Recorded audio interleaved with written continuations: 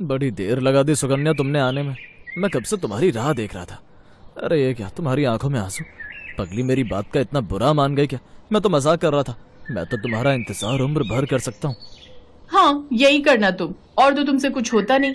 क्या बात है सुकन्या, ऐसे क्यों बात कर रही हो? ठीक ही कह रही हो। बाबा ने कहा है अगर तुमने जल्दी से कुछ काम नहीं किया या पैसे नहीं कमाए तो वो मेरी शादी उस साहूकार के बेटे से करवा देंगे। तब तुम देखते रह जाना और दिलवाली दुल्हनिया कोई और ले जाएगा। अच्छा, ऐसे कैसे ले जाएगा कोई और? तुम्हें तो बस मैं ही ब्याह कर ले जाऊंगा।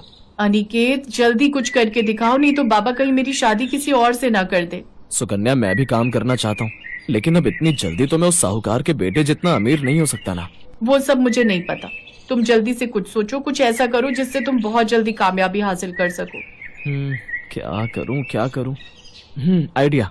मैंने देखा है आजकल लोगों को चटपटी चीजें खाने का बड़ा शौक है, और खासकर पानी पूरी।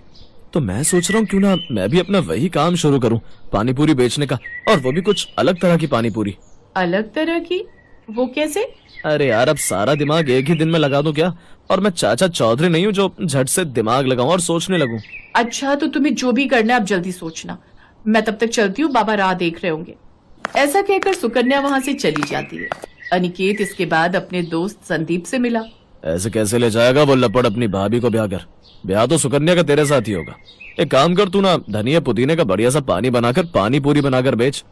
तो ला फिर निकाल 10,000। 10,000? हाँ, तो दोस्त कुछ काम करेगा तो तुझे तो मदद करनी होगी ना। अबे उधार मांग रहा हूँ, काम चल निकला तो ले लेना। अच्छा ठीक है। संदीप से पैसे उधार लेकर अब वो खुद का काम शुरू कर देता है और अपने गांव यानी कि पालमपुर गांव में अपना ठेला लगा लेता है। आइए आइए, मजेदार पानी पूरी खाइए, आइए आइए। ऐसे ही उसे खड़े खड़े सुबह से दोपहर हो जाती है और बड़ी मुश्किल से उसके पास एक ग्राहक आता है।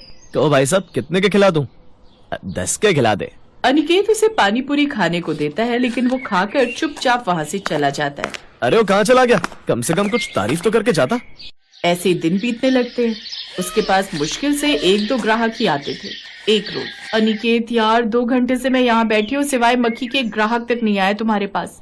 बाबा ठीक ही कह रहे थे, तुम्हारा पानी पूरी का काम तो बिल्कुल भी ठीक नहीं चल रहा।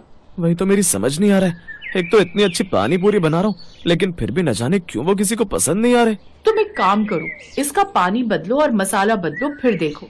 उसकी बात मानकर अब वो एक बार फिर पानी और मसाला बदल कर देखता है, लेकिन उसकी पानी पूरी फिर भी नहीं बिकी। मेरी समझ नहीं आ रहा अब भी लोगों को ये पसंद क्यों नहीं आ रही।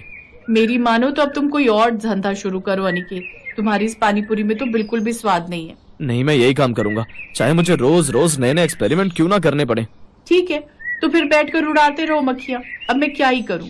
उदास होकर वो वहाँ से चली जाती है और अनिकेत भी दुखी होकर पास की नदी के किनारे बैठ जाता है।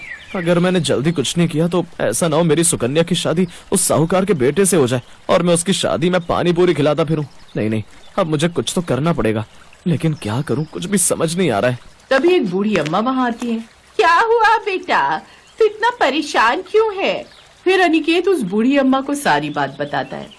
बेटा, जब हमें आसानी से सफलता नहीं मिलती तो समझ लेना चाहिए कि प्रभु हमें कुछ बड़ा और बेहतर देना चाहता है और हमारी तरक्की अब होने वाली है। तरक्की कहाँ से होगी अम्मा, जब मेरी एक पानी पूरी तक नहीं बिकती। तू तो बड़ा ही परेशान लगता है बच्चा, लेकिन तेरी इस परेशानी का हल है मेरे पास। देख, तू ना उस रहस्यमयी गुफा में जा, वहाँ जाकर तेरी जिंदगी बदल जाएगी। रहस्यमयी गुफा? हाँ, यहाँ से तुम जंगल की ओर चलते जाना, जहाँ तुम्हें बीच जंगल में एक पीपल का पेड़ मिलेगा जिसके नीचे एक रहस्यमयी गुफा है। वहाँ तुम उस गुफा में जाना, वहाँ जाकर तुम बदल जाओगे। लेकिन तुम मेरी एक बात याद रखना, उस गुफा में तुम्हें जो कुछ भी दिखेगा उसका रहस्य किसी को मत बताना, यहाँ तक कि अपनी उस प्रेमिका को भी नहीं, समझे? ऐसा कहकर वो अम्मा चली गई और उनके जाते ही अनिकेत झट से जंगल की ओर चल पड़ा। चलते चलते आधा जंगल क्रॉस कर लिया और अभी तक समझ नहीं आया आखिर मैं कहाँ आ गया। तभी उसे वो पेड़ नजर आया और उसके नीचे वो रहस्यमयी गुफा। ओह अच्छा, तो ये है वो गुफा जिसके बारे में वो बूढ़ी अम्मा बता रही थी। अब देखता हूँ इसमें ऐसा क्या है। ऐसा कहकर अनिकेत उस गुफा के अंदर चला जाता है। उसके अंदर जाते ही उसे एक अलग ही दुनिया नजर आती है, जहाँ एक ऐसा गांव था जहाँ घर भी पानीपुरी के शेप के बने हुए थे। उन घरों की दीवारें सुनहरी थी। ऐसा लग रहा था जैसे कुरकुरी पानीपुरी की थाल सजी हो। उस गांव में पतले पतले रास्ते थे। साथ ही उनमें कई तरह के छोटे छोटे तालाब भी थे, जिसमें कि खट्टी मीठी इमली का पानी, धनिये पुदीने का हरा पानी और उनमें से बुलबुले उठ रहे थे। साथ ही वहाँ के लोग भी बड़े ही अलग तरह के थे। किसी के चेहरे पर धनिये की हरियाली थी तो किसी के चेहरे पर इमली की हल्की मिठास थी। ये सब कितना अजीब है, लेकिन कितना अच्छा भी लग रहा है। यहाँ के लोगों के चेहरे भी पानी पूरी जैसे हैं। अनिकेत को ऐसा लग रहा था जैसे कि वहाँ की हर चीज पानीपुरी से जुड़ी हो। तभी एक लड़की उसके पास आती है जिसकी शक्ल भी पानीपुरी जैसी थी। तुम तो इंसान हो, लेकिन हमारे जादुई पानीपुरी के गांव कैसे आए हो? फिर अनिकेत ने उसे सारी बात बताई। ओह अच्छा, तो ये बात है। मैं तुम्हारी मदद करूंगी, लेकिन कुछ शर्तें हैं। पहली शर्त, तुम इस बारे में किसी को कुछ नहीं बताओगे और गरीब बेसहारा लोगों को मुफ्त में ही पानीपुरी खिलाओगे। फिर मैं तुम्हें पानीपुरी की ऐसी रेसिपी बताऊंगी कि तुम खुश हो जाओगे। सच में? नाम मत लो, मुझे तो अभी से ही पानीपुरी खाने की इच्छा होने लगी। अच्छा तो चलो, मैं तुम्हें अपने हाथों से पानीपुरी बनाकर खिलाती हूँ। अब वो लड़की उसे अपने हाथों से पानीपुरी बनाकर खिलाती है, जो अनिकेत को बड़ी पसंद आती है। वाह, इतनी अच्छी पानीपुरी तो मैंने आज तक नहीं खाई। क्या मुझे और मिलेंगी? हाँ हाँ, जितने तुम खाना चाहते हो खाओ। अब वो एक एक कर कई सारी पानीपुरी खा जाता है। साथ ही अब वो उसे पानीपुरी की रेसिपी भी बताती है। अरे वाह, ये तो बहुत ही अच्छी और आसान रेसिपी है, और इसका मसाला भी कितना अच्छा है। मजा आ गया। हाँ, अब से तुम यही मसाला उस पानीपुरी में डालना और इसी का पानी बनाना। देखना, ग्राहकों की भीड़ लग जाएगी तुम्हारे पास।